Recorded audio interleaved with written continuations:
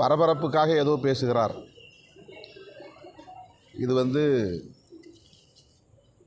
ஒரு கால பொருத்தம் இல்லாதது, கருத்தியல் பொருத்தம் இல்லாதது, அரசியல் பொருத்தம் இல்லாதது. கவன ஈர்ப்புக்காக, பரபரப்புக்காக தன்னை நம்பி வரக்கூடிய இளைஞர்களின் உணர்ச்சிகளை தன்னுடைய அரசியல் பயணத்திற்கு பயன்படுத்தி கொள்ள வேண்டும், அரசியல் நோக்கங்களுக்கு பயன்படுத்தி கொள்ள வேண்டும் என்கிற ஒற்றை நோக்கில் அவர் இவ்வாறு பேசிக்கொண்டிருக்கிறார். பெரியாருடைய வெங்காயம்தான் காங்கிரஸ் ஆட்சியை இந்த மண்ணிலே வீழ்த்தியது. அந்த வெங்காயம்தான் 50 ஆண்டுகளுக்கு மேலாக தமிழ்நாட்டில் சனாதன சக்திகளை வேரூன்ற விடாமல் தடுத்து கொண்டிருக்கிறது.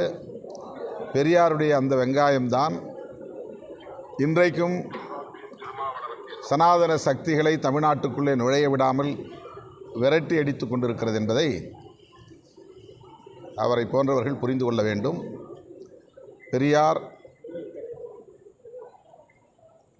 தமிழகத்திற்கு மட்டுமல்ல, இந்திய அளவில் சமூக நீதியின் பால் நம்பிக்கை கொண்ட அனைவருக்குமான ஒரு தலைவர்.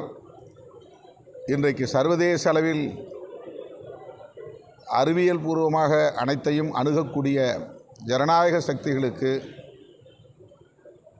நம்பிக்கை அளிக்கக்கூடிய ஒரு தலைவர்.